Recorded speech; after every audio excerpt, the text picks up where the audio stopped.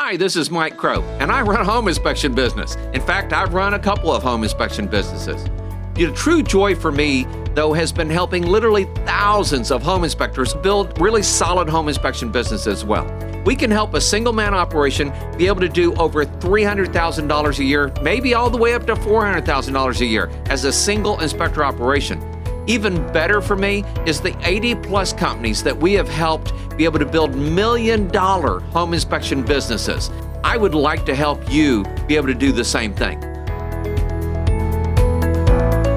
Hello again, this is Mike Crow, and today we're going to go into Chapter 15, Your Management Strategy. We're talking about the book, The E-Myth, and of course, the new book out there is The E-Myth Revisited. The last couple of times we've been talking about your strategic objective and how important that was and how you measure wins and progress and everything. And then we got into your organizational strategy, which is incredibly important. It's not one of the most exciting things, except it may just be one of the most important things. And as I'm helping people, I actually draw my organizational chart in a circle, and I set up admin and marketing and phones or my sales division, and then I set up my services division. And for me, of course, that's home inspectors in one of our biggest businesses. And then, like I said, it's not one of the most exciting things, but maybe one of the most important things. Now, in your management strategy, one of the things that we talk about is a completely different thought process of helping you to be able to outline what success looks like in each of those positions, okay?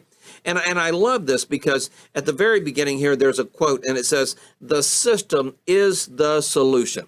The system is the solution.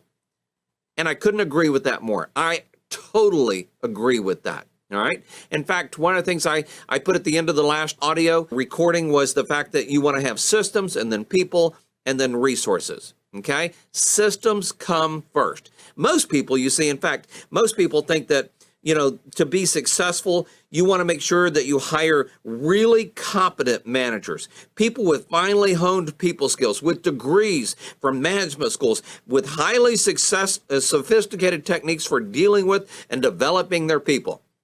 Well, that sounds good, but it isn't true. It just absolutely isn't true. In fact, I'm going to tell you a secret. I have built my businesses off of misfits. And I know that because I'm a misfit. I'm a person that just doesn't really fit anywhere, and I had to go create my own place. So what I've done in my business a lot of times is create systems that misfits could run. People could run that might not fit elsewhere. And they feel good and they feel excited about that. And so when you're doing that, what you're really doing is building a system that people can run. And in this case, it's a management system. And the system will become your strategy and the means through which your prototype produces the results you want. The system will become your solution to the problems that beset you because the unpredictability of your people. And I'm going to tell you, of any type of people. Because everybody, to some degree, is somewhat unpredictable. I am unpredictable. Ask my wife, ask my kids, ask the people that work with me. They never know what I'm going to say, and yet they do, which is kind of a weird thing. I can start a sentence, they can finish it. It's darn near a system, okay? And you need to make sure you have that because the system will transform your people problem into an opportunity by orchestrating the process by which management decisions can and will be made. All right. So what is a management system? It is a system designed into your prototype business to produce a marketing result. And the more automatic that you can make the system, the more effective your prototype will be. I have a system here and I have people here that are running those systems and doing a great job of those systems. And because we have been doing it for so long now, people know what those systems need to look like. And they know what the numbers are that those systems need to produce. And it allows people that might not fit anywhere else in the world or not fit as easily into the world to be able to fit here because they know what is expected of them. Are we perfect at that, by the way? Absolutely not. So I don't want to make it sound like we're perfect because, man, anybody that does that is just kidding themselves. But I will tell you that one of our core beliefs is that we're constantly improving what we do. So you want to create a management system and you want to make sure that you set it up so that it's doing things. And by the way, when you set up a management system, it's actually a marketing tool. And the purpose by the way, is not to create an efficient prototype, but an effective one. You know, I love this because I tell people all the time, you could do this way, and this would be the most efficient way to do this. So for instance, our inspection routine, I see it hanging on the wall over here about how you show up early, then you do this, then you do that, and you do this, and you do that. And if you were to do all of that and then do the report at the end, that is the most efficient way to do it. But it's not the most effective way to do it because people don't want to stand there and watch you do the report that long.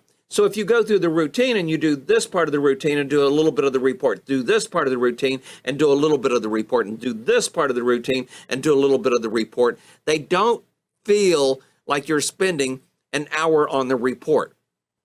But you are. You're spending exactly the same amount of time. Now, the whole inspection process actually takes a little bit longer to do this way, so it's not the most efficient. But it is the most effective because it makes people feel more comfortable. And an effective prototype is a business that finds and keeps customers profitably better than any other. And so I have people all the time tell me, oh, Mike, that's not efficient. I get it. It's effective. And so it's very important in that. Now, in the book, he talks about some of the experiences he's had where he's gone to like hotels and it was just an amazing experience. And he thought it was just a one-off. And then he went back and he had the same experience. And he went back and he had the same experience. And you want to make sure that when people use your business, they have the same experience every single time, okay? The same experience every single time. And so when he went back at one point, he was going, man, how do you do this? How do you make sure that you have the same kind of experience every time? And someone will said, here, let me show you. And he reached behind his desk, he pulled out a red binder and printed on the spine were the initials OM. And then, of course, the logo of the hotel. And he said, what we do here is simple. Anyone can do it. God, I love that. A system needs to be simple so anyone can do it. And he said, this is our operations manual. And as you can see, it's nothing but a series of checklists. This one is a checklist on setting up the room. This, and then he opened the page to a yellow page, okay? Everything in the manual, by the way, was color-coded, which I love. And he said each checklist itemizes the specific steps each room support person must take to do his or her job. And there are 8 packages of checklists for each room for each support person waiting in their mailbox when they come in every day. And as you can see here at the bottom of the checklist is a place for them to sign indicating that he or she did their prescribed work. It's really that simple, guys. So to sign and not have done the work is grounds for, of course, letting someone go. Because basically they're lying. Said, oh yeah, I cleaned the room, but they didn't, okay? On the back of each checklist is a drawing of the specific room that identifies each task to be completed and the order in which it has to be done. The drawing takes the room support person, or RSP as they like to call them here, through the routine, and as they complete each task, they check off the corresponding part of the drawings to show that it was done. He said, as added insurance, we have RSP, or room support person supervisors, who run spot checks every day to make sure certain that any errors are caught in time. And so he smiled and he said, but honestly, there's rarely any errors. So the system works like a charm. So there's an equally effective system for everything we do here. The fact is, the owner worked it all out in advance. And that's what I was saying in the last chapter. You step into that position, not as the owner, but as the person doing that. But you also step into the system or step into that position and you're working on the business. And when you're working on the business, you're developing the system. And I like to call these stackables. You create something like this, and once it's created, you don't have to create it again. You create it, it's workable, and you can hand it to anybody else. So just like I have over here on the wall, my routine for an inspection, you start here, you do this, you do part of the report, you do this, you do part of the report, you do this, you do part of the report. It's a system. It's a checklist. Any one of my inspectors should be able to sit down and write out that checklist, and it's less than 1 page. It's like 10 lines, maybe 12, okay, and know exactly where they're going from piece to piece, just like they do on this checklist. And he said, it's not the big things that people talk about when they leave here. It's the little things. And so sometimes, even inside the inspection, it's the little things that inspectors do that make them feel important as well.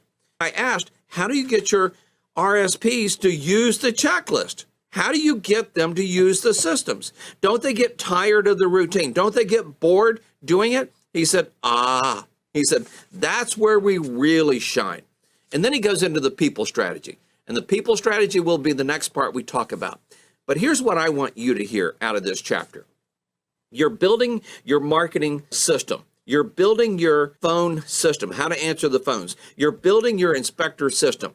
You need to build checklist for each and every one of those positions. And you need to set it up so it's simple enough that people can go through it and check off and make sure that they're getting it done.